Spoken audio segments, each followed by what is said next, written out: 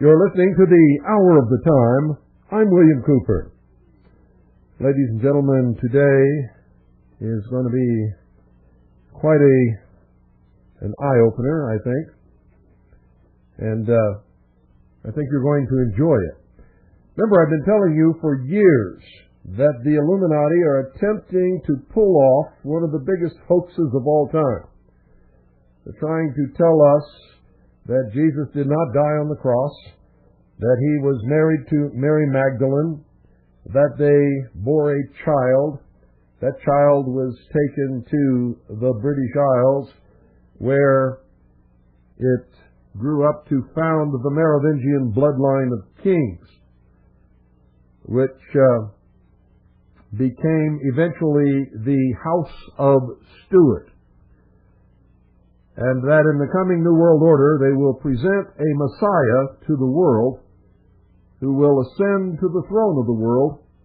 Of course, the real power will reside in a council of wise men behind the throne. And all nation states will cease to exist. There will be regional governments with parliaments, etc., etc., etc. You know, I've been telling you this for years. You've all been telling me that I'm crazy. And today, I'm going to give you verification from one of the highest members of what is known today as the Illuminati, Mr. Lawrence Gardner. And I think you're going to find today's broadcast quite illuminating, to say the least. Don't go away. I'll be right back after this short pause.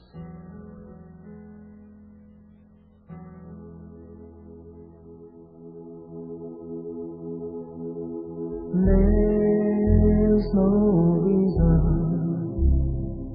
for you to lose your mind, 'cause I've seen something that's gonna change our time. If I could, I'd make you understand. If I could, I'd make you understand.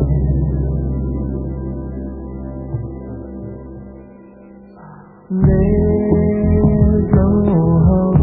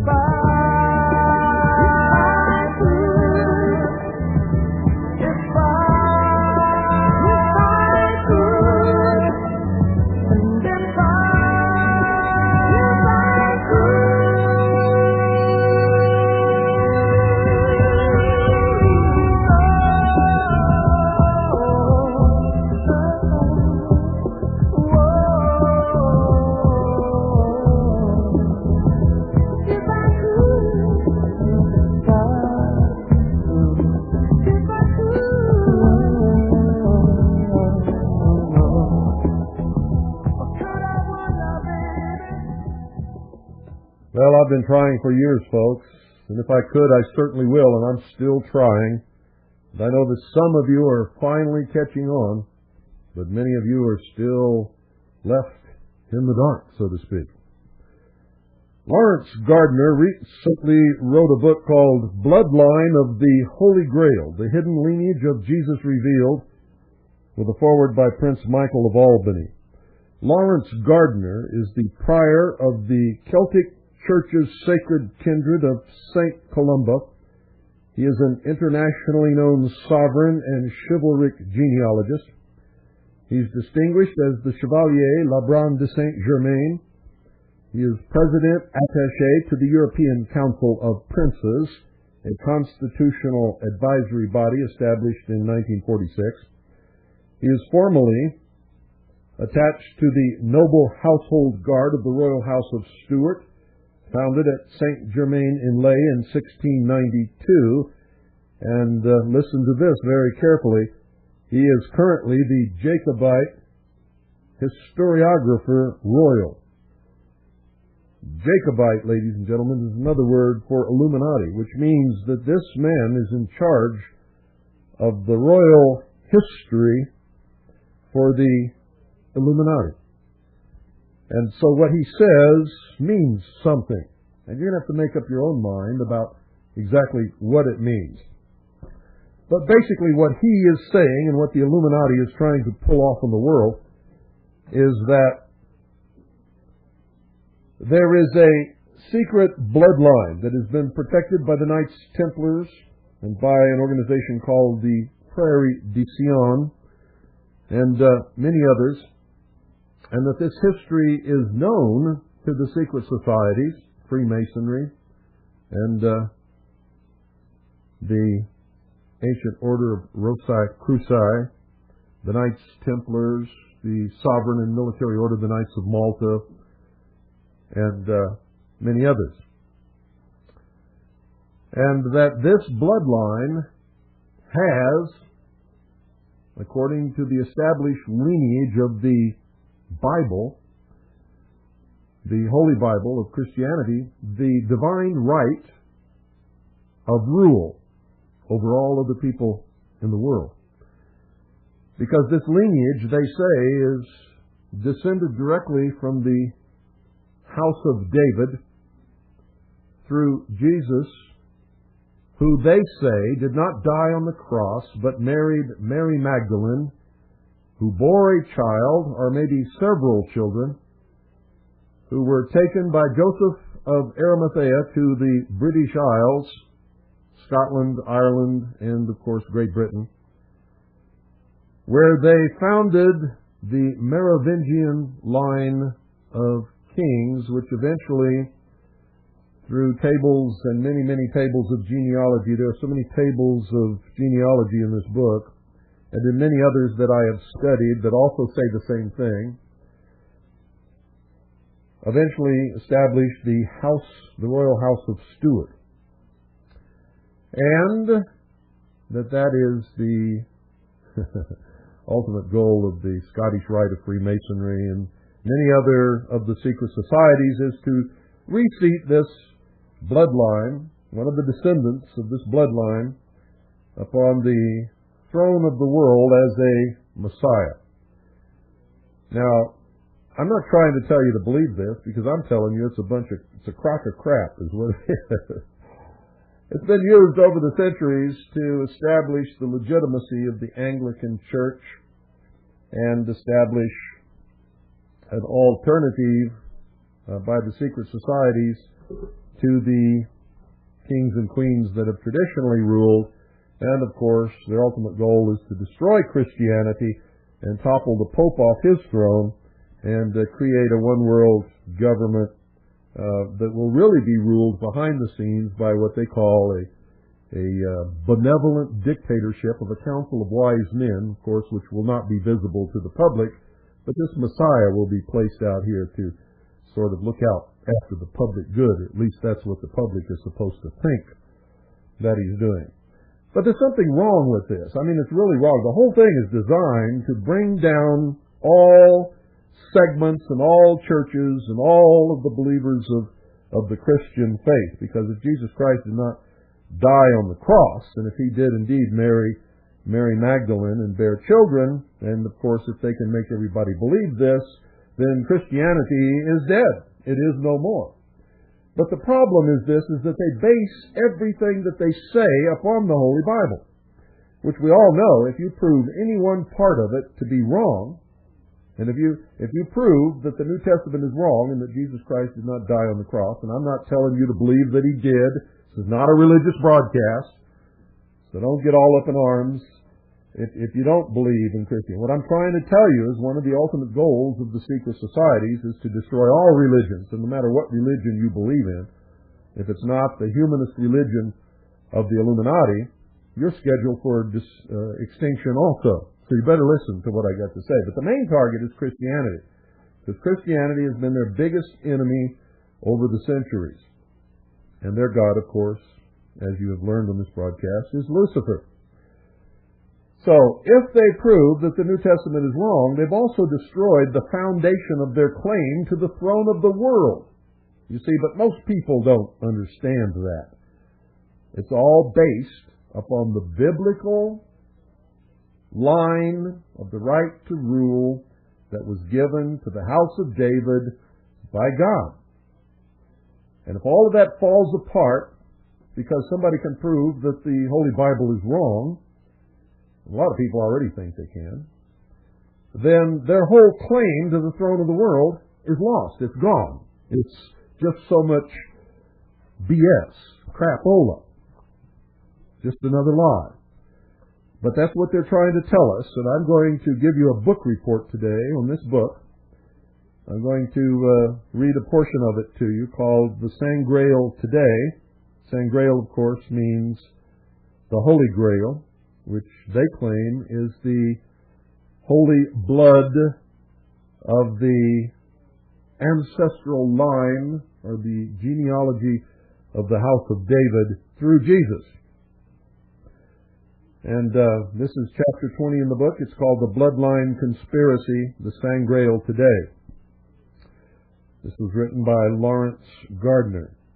And the title of the book, in case you'd like to get a copy, and I hope you do and read it, so that you'll catch on to the baloney that's in here. This isn't the only one, folks. We're being flooded with books that pretend to prove that this is true. And pretty soon they'll come forward with someone who they will say is a direct descendant by blood of Jesus the Christ, who will then be placed upon the throne of the world.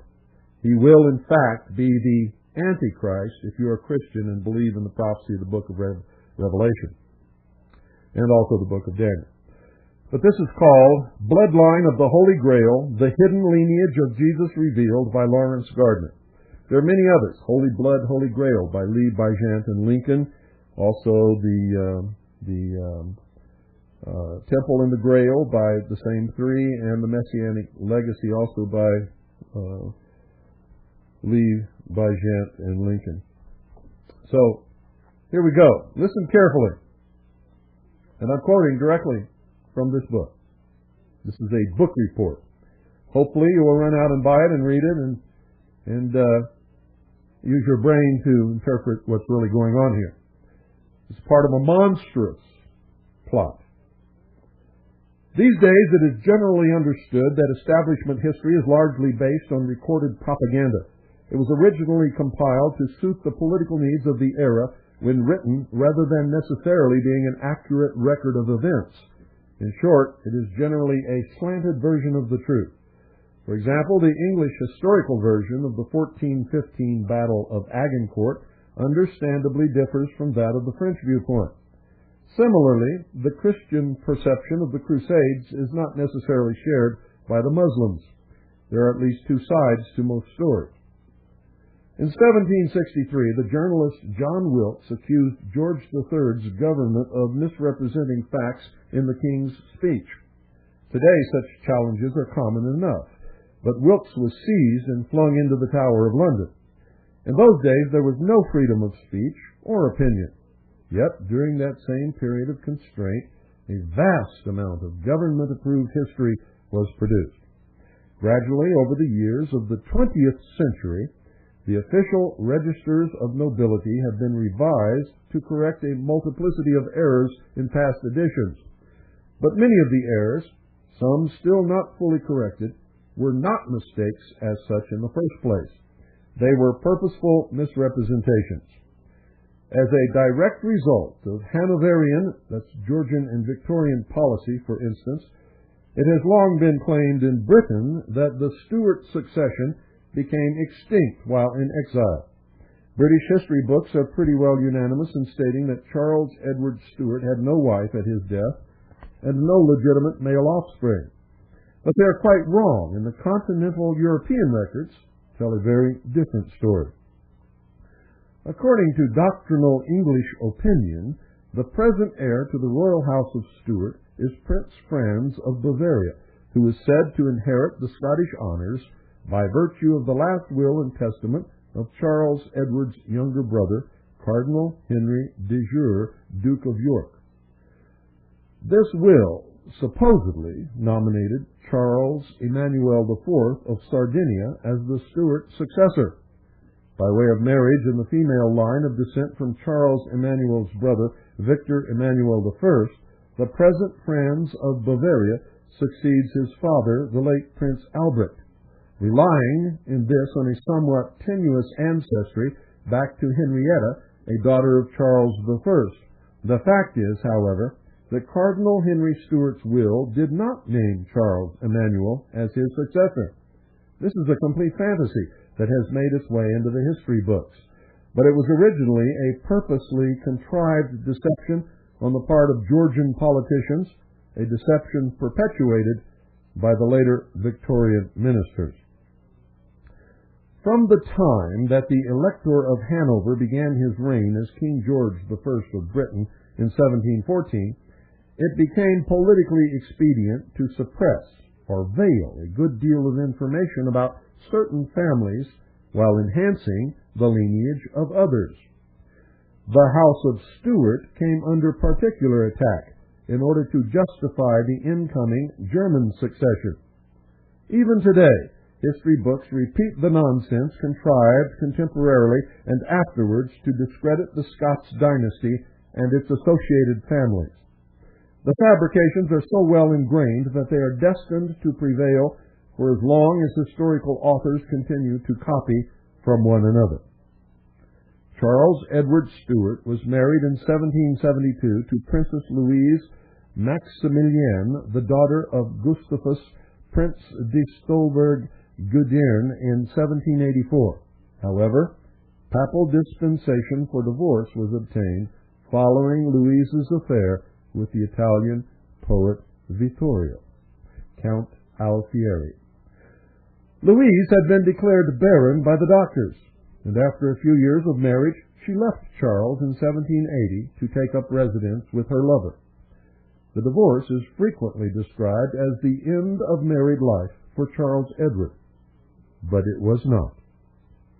The Stuart archives in Rome and Brussels reveal that in November of 1785, Charles was married again to the Comtesse de Massillon at the Santi Apostoli in Rome.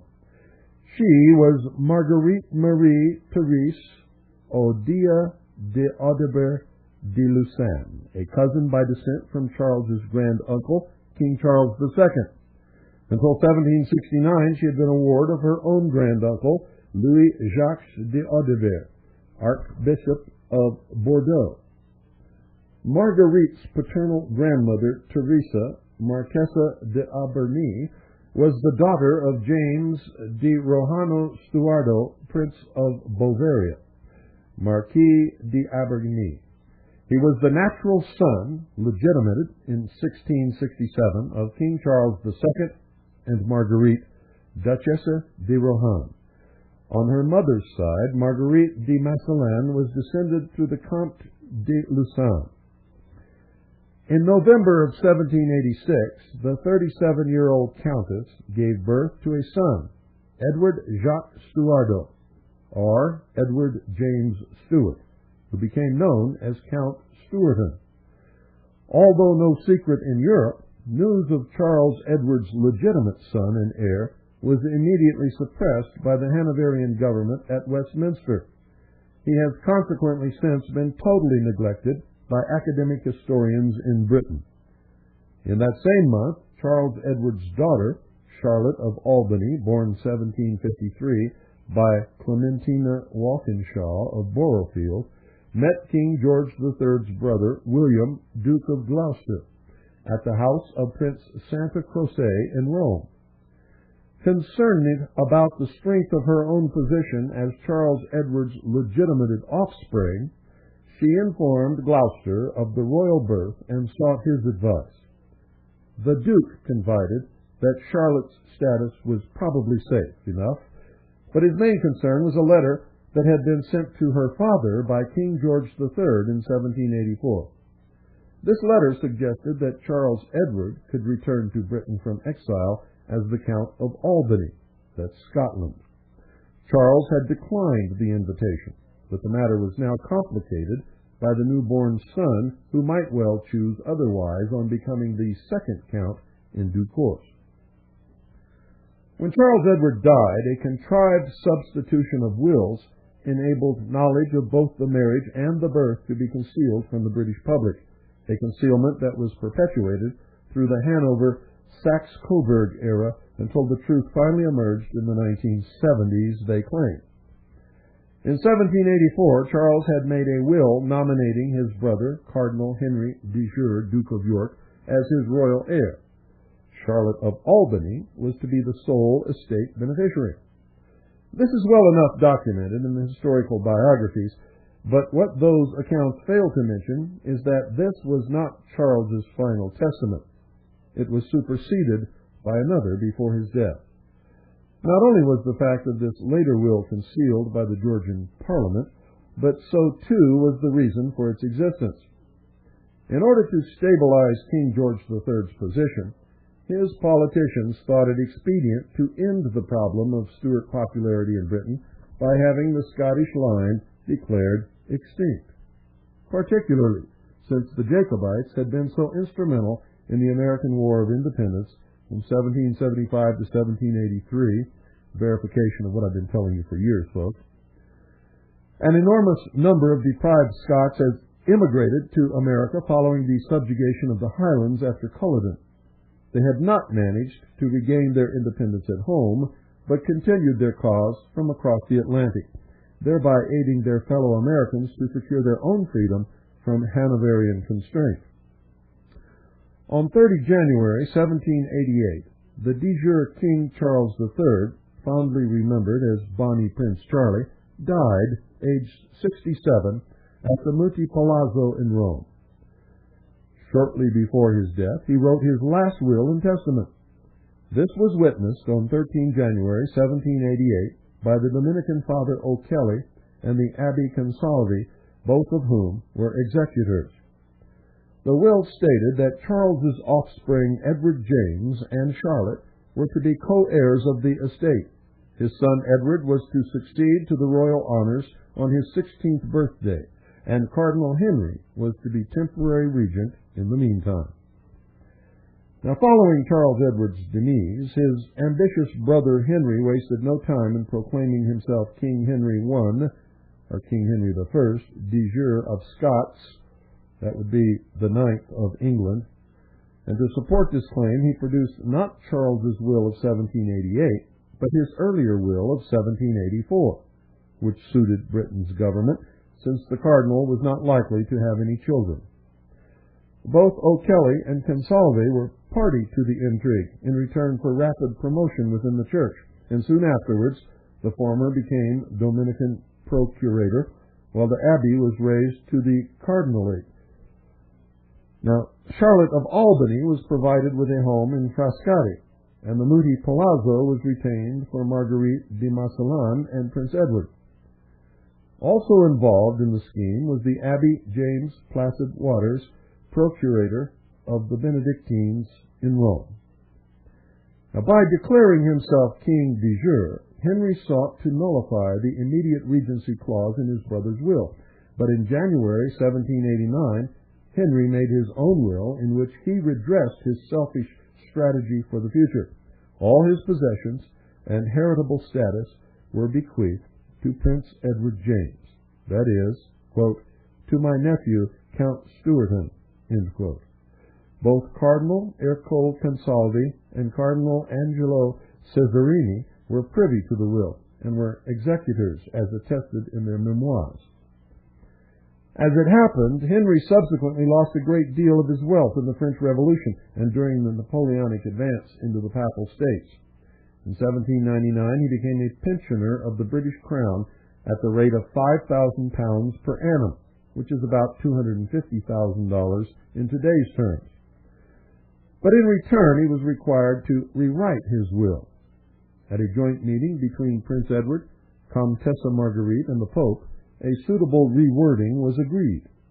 The new will was made in 1802, but the inheritance still rested with Prince Edward. The revised document simply substituted the words, quote, to my nephew Count Stuarton, end quote, with, quote, in favor of that prince to whom it descends by virtue of de jure blood relationship, end quote. When Henry Stuart died in July 1807, King George and the British Parliament decided that the second will was actually less appropriate than the former. They therefore ignored the 1802 document and reverted to Henry's original will of 1789, and the press reported that Henry had made his bequest to his relation Count Stuarton, meaning, of course, Edward James. However, no one in England thought to inquire who this relation Count Stuarton might be. Having dealt with the first hurdle, the Hanoverian ministers then produced Henry's amended 1802 will. By virtue of its malleable nature, the wording, that is, in favor of that prince to whom it descends by virtue of de jure blood relationship, was strategically implemented in favor of Charles Emmanuel IV, ex-king of Sardinia. He had recently abdicated to join the Jesuit order, and so the Stuart legacy passed to a potentially childless monk. Charles Emmanuel duly wrote to King George's Parliament denouncing the nomination because he knew the Stuarts to be alive and well. Indeed, having lived with him in Sardinia from 1797, Marguerite and her son Edward were then resident at his house by the Corso in Rome. The correspondence was ignored at Westminster, and the whole issue was put under wraps in Britain. History now records the diverted succession as having progressed from Sardinia through Modena into Bavaria. The reality is that the legitimate royal house of Stuart exists today and has long been actively interested in European constitutional management. In 1809, a dispute over sovereign loyalties arose between two sons of George III. It became known as the War of the Brothers. Prince Edward, Duke of Kent, the father of Queen Victoria, was a Freemason, while his brother, Prince Augustus Frederick, Duke of Sussex, was a Knight Templar. Edward's problem was that his brother's Templar colleagues were Stuart supporters. He therefore endeavored to sway their allegiance to the reigning House of Hanover. In the event, he failed, but compromised by creating a Templar-styled branch within the existing Masonic structure. This fell under the protectorate of Kent and followed the English York Rite of Freemasonry. The chivalric Templars pursued the Scottish Rite under the protectorate of Prince Edward James Stuart, 2nd Count of Albany. There he verifies years of research that I've done, that I have given you over this broadcast. I continue. While the exiled Stuarts were in France and Italy, they were deeply involved with the general growth and dissemination of Freemasonry, and they were the instigators of the exported Scottish Rite, which had higher degrees and held more profound mysteries than other Masonic systems. Prominent in this movement was Charles Edward's cousin and mentor, the Comte de Saint-Germain. The Stuarts' involvement was firmly based on established rights and privileges, with a desire to initiate brethren into the true antiquity and pedigree of the craft. In England,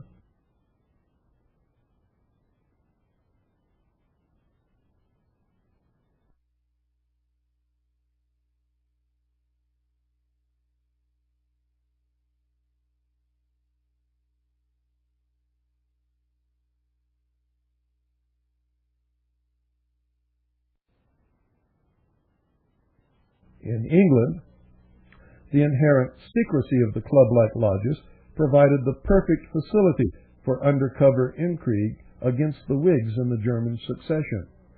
Throughout the land, the Jacobite societies and Tory lodges became closely entwined, as a result of which they became prime targets for Whig intelligence, whose high-ranking Secret Service operatives duly infiltrated the fraternities. In later years, English Freemasonry dispensed with political intrigue to become more concerned with allegorical representation in the codes of brotherly love, faith, and charity. And if you believe that, you're not playing with a full deck of cards. That's what they want you to believe. That's what he wants you to believe. But it's not true. He continues, in Europe, however, many scientifically based intellectual lodges of the traditional style are still extant. In 1817, a Dr. Robert Watson purchased in Rome some of Cardinal Henry's documents concerning the Stuart dynasty. He paid 23 pounds sterling, equivalent to about 610 pounds today, which is probably around $1,200 US dollars, and prepared to publish the contents. But before he had a chance to do this, the files were seized by the papal police and passed to London so that their contents would not become known. Sometime later, the doctor received a payment from Westminster for having been deprived of his property. Not content with this, Watson pursued his right to the papers, only to be found dead, supposedly having committed suicide in 1838. The papers have never since appeared in the public domain. Along with Cardinal Henry, the Abbey Waters also lost his possessions and became a pensioner of King George. Waters, an executor for Charlotte of Albany, was the custodian of various other Stuart papers. His guardianship, of which constituted the route to his future Hanoverian income, and in 1805 the Abbey was obliged to pass them over to the British government. At length, some were deposited at Windsor Castle, where they remain today. As for the rest, their whereabouts are conveniently unknown. And, folks, if I had to make a bet, remember the fire they had at Windsor Castle? Remember that fire? If I had to make a bet, I'd bet those papers were all burned. Anything that would legitimize a claim to the throne by the House of Stuart was most probably destroyed in that fire. By virtue of these documentary acquisitions, the way was deemed clear for Prince Edward James to be totally excluded from historical records in Britain. But this was not the case in continental Europe, where he is well documented in papers held by the Stuart trustees and features in the writings of Renée, Viscount Chateaubriand, Abbé James Waters, Princess Caroline Murat, and others. Although the Stuarts had been ignored by the British authorities since the death of Cardinal Henry, the descendants of Prince Edward James, Count Stuarton, second Count of Albany, have been actively engaged in social, political, military, and sovereign affairs for the past 2 centuries. They have often advised governments on constitutional and diplomatic matters in an effort to promote the ideals of public service and religious toleration as upheld by their own reigning house, and they have been particularly concerned with matters of trade, welfare, and education. In 1888, Prince Edward's grandson, Charles Benedict James Stuart, 4th Count of Albany, was scheduled to visit Britain. He was due to attend a grand Stuart exhibition at the New Gallery, London. It was sponsored by the Order of the White Rose, and the main organizers were Bertram, Earl of Ashburnham, and Melville Massieu, Marquis de Rouvigny, but the exhibition was wholly undermined by Hanoverian agents, and Prince Charles Benedict, guess what, was found dead, presumed murdered, in Italy. There was no display in 1888 after all. A rather different exhibition was held the following year. Instead of being in honor of the Stuarts as was planned, it was promoted to celebrate the bicentenary of the Whig Revolution, which had deposed James VII, which would be the second, and the Stuarts in 1688. The exhibition's new patron was Queen Victoria herself, and the event was used as a cover to obtain even more valuable documents of Stuart heritage. Having been ousted from their patronage, Lord Ashburnham and the Marquis de Ruvigny directed their future interests towards the chivalric societies of Europe, the Order of the Realm of Sion, the Knights Protectors of the Sacred Sepulchre, and the Order of the Sangreal. The governor of Oklahoma, ladies and gentlemen, who was the governor at the time of the bombing of the Alfred P. Murrah Federal Building, is a member of the Knights Protectors of the Sacred Sepulchre. And, you might want to pursue some of that. Who knows? Don't go away. I'll be right back after I rest my throat for a second, get a little drink of water, and we'll continue.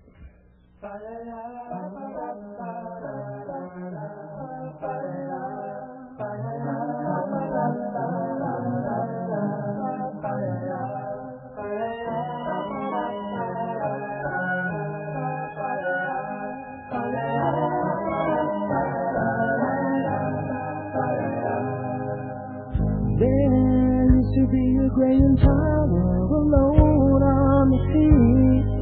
You became the light on the dark side of me. Love remains a drawback to high enough to feel. But did you know that when it snows, my eyes become alive and the light that you shine can't be seen?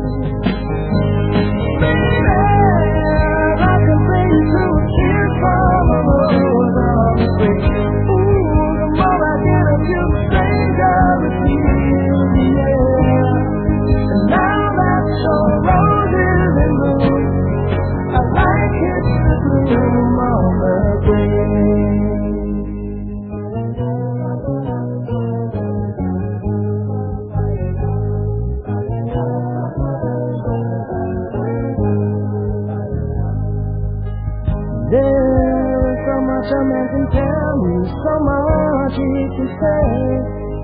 You remain my power, my pleasure, my faith, baby. To me, like a grown addiction that I can't deny. Won't you tell me that every day? But did you know that when it snows, my eyes become alive and the light that you shine can't be seen?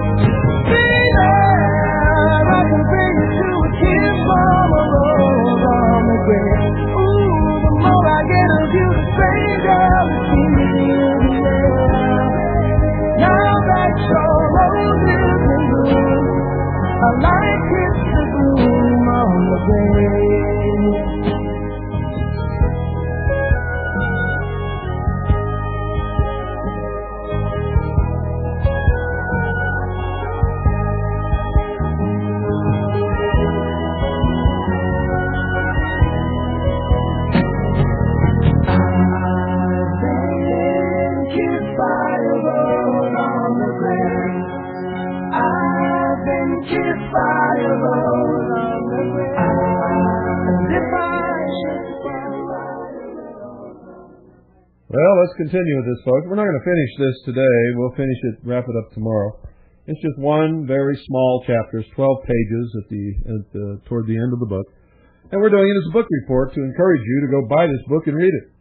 It's extremely interesting, and it will give you a real big clue as to what the Illuminati wants you to believe and what will be coming, within a few years on the world scene. And believe me, it will be coming, folks. You've got to understand that somehow. In spite of Queen Victoria's efforts to suppress Stuart popularity, there was a significant Jacobite revival in the late 1800s. The Queen's advisors therefore sought to emphasize her tenuous claim to Stuart descent to the exclusion of the Stuarts' own Scottish heritage. As a result, Thane Banco and the Scots line from King Alpin disappeared from the Hanoverians' readjusted Stuart registers. The Lord Lion, King of Arms, subsequently wrote, "The traditional account of the descent of the family from Banco, Thane of Lochaber, and through him from the ancient kings of Scotland, is now generally discredited. From that time, the Stuarts' Breton line was brought wholly to the fore.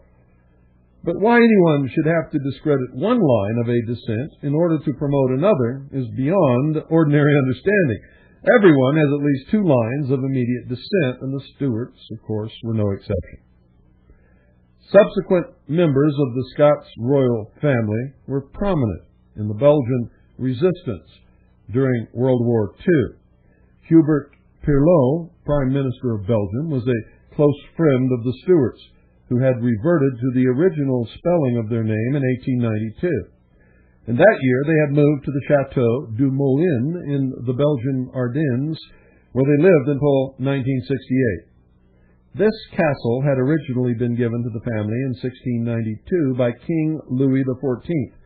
As recently as 1982, the city of Brussels honored the Stuarts with a grand reception.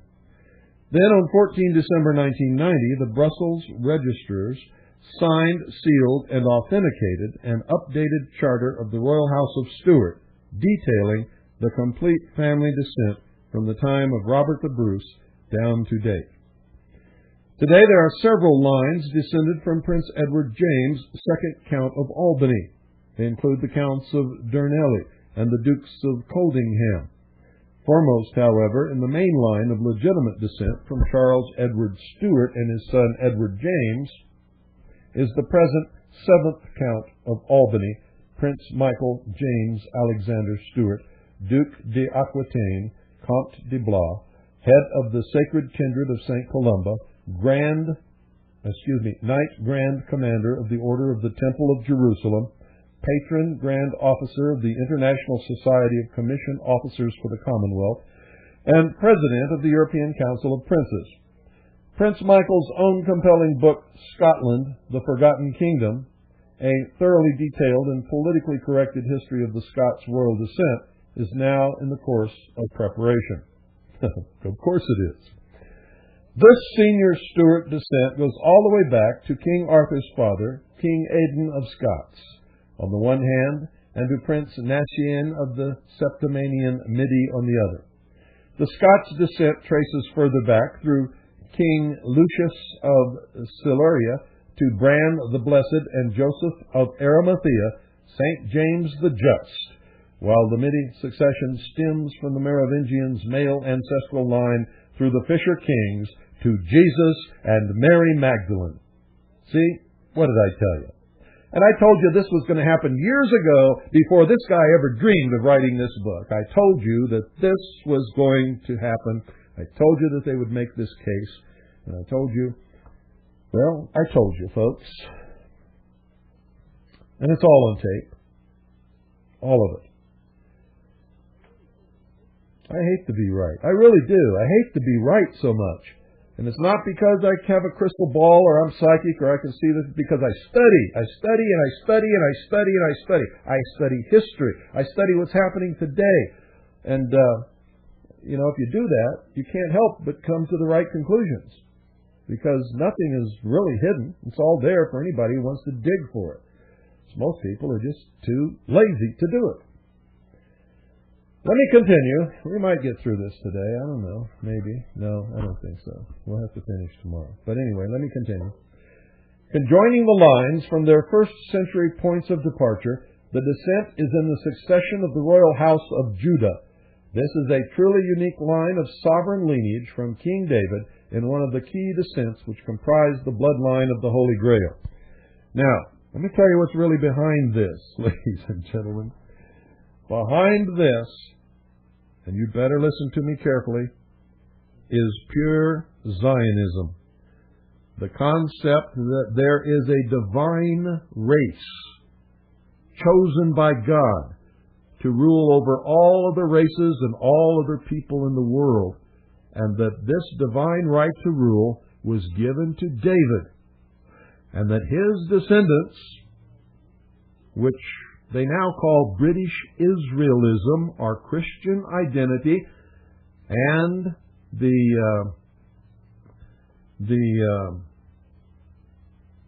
what do you call it? The radical sect of Judaism, Messianic Judaism, are all combined to claim that the Anglo-Aryan race is the real, true Israel and is destined to rule the world. And in case you belong to the Mormon Church and you think this applies to you, it doesn't, folks, because it's not going to be in Missouri or Illinois where this new Jerusalem is. It's going to be in the real Jerusalem, is where these people want it to be. And the wealth, the real power behind the throne, will be in the 1 mile square city of London, known as the British Crown. Got that, guys? The 1 mile square city of London is not subject to the rule of the Queen. It is known as the Crown of England. It is a separate sovereignty altogether, and it is a creation of Freemasonry. And there are more Freemasonic lodges in that 1 square mile of London, known as the Crown of England, than there is in all of the United States put together. Put that in your pipe and smoke it. And now we get to the role of America in all of this. The crown of America. Beneath the streets of Rome, the catacombs of the pagan era hold the remains of more than 6 million Christians. Laid in a single row, the passages would extend for 550 miles, or 880 kilometers. Ironically, the later fanaticism of the Inquisitions accounted for more than 1 million additional lives because the victims were supposedly not Christian. Through the centuries, millions of Jews have been persecuted and killed as a result of anti-Semitism initiated by the early Christian church. This was managed mostly under cover of the accusation of deicide. It ran completely out of control during the Holocaust of the early 1940s. But anti-Semitism still lingers. Tens of millions of Soviet Russian lives were lost during Stalin's brutal dictatorship, an autocratic totalitarianism that despised religion in any form. The Soviet Union was a Masonic state, ladies and gentlemen, and they always will despise religion in any form. In fact, their goal is to completely abolish all religions save their secular humanist religion. Vast numbers such as these are beyond the bounds of practical imagination, but their memory cannot be confined to savage regimes of the past. Worldwide religious feuds continue, just as in the days of old, and the ethnic cleansing of the Inquisition is still apparent today, and the place where it's most apparent, or places I should say, are most probably what is known as Bosnia and Ireland. In theory, communism was introduced to fulfill a socialist ambition. But the dream soon died as the giant machine rose to power by military oppression. Capitalism, on the other hand, is equally ruthless because it venerates balance sheets above the welfare of people. As a result, millions are condemned to starve to death in the poorer regions, while vast food mountains stockpile elsewhere. And folks, lest you think he was pinging on communism, socialism, he's not. They are communists and socialists. And this idea that capitalism results in millions of people starving to death in poorer regions while vast food mountains stockpile elsewhere is a socialist, communist idea. And it's not true at all.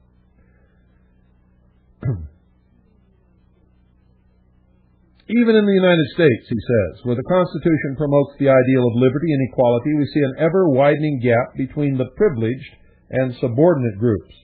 Rich communities are now barricading themselves within walled environments, while the welfare systems of the West are crumbling into bankruptcy.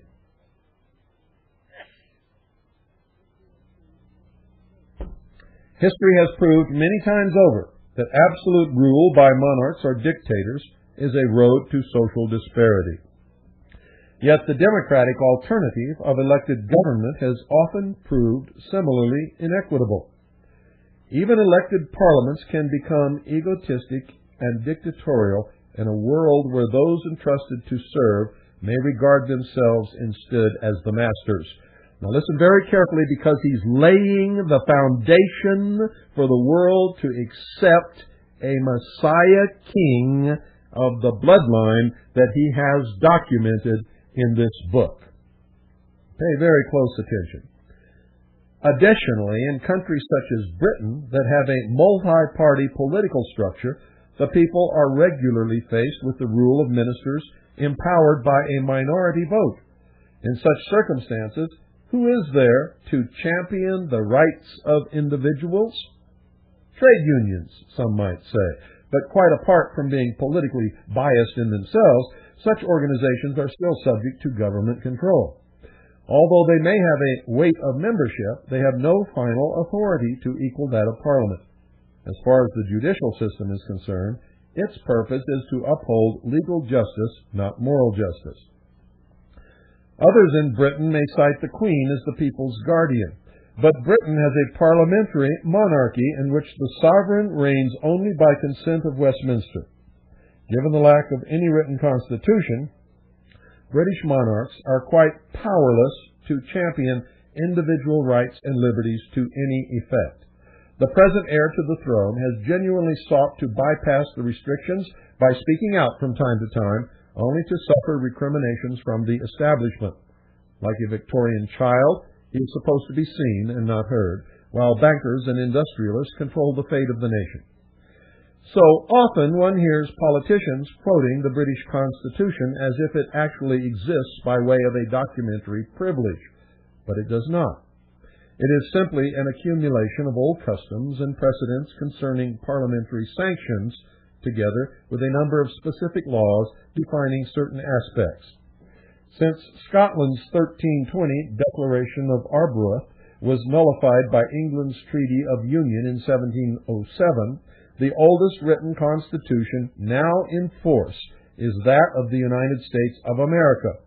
It was adopted in 1787, ratified in 1788, and effected in 1789. In that same year began the French Revolution, which abolished feudalism and absolute monarchy in France, thereby influencing politics in much of Europe. Remember, I told you that the Founding Fathers established the United States of America in order to set the common man free, make him a king in his own right, so that it would topple the kings and queens off of the thrones of Europe. And that's exactly what it did, and that's exactly what he acknowledges right here. And that's the truth of it. That's what it was supposed to do, and that's exactly what it did.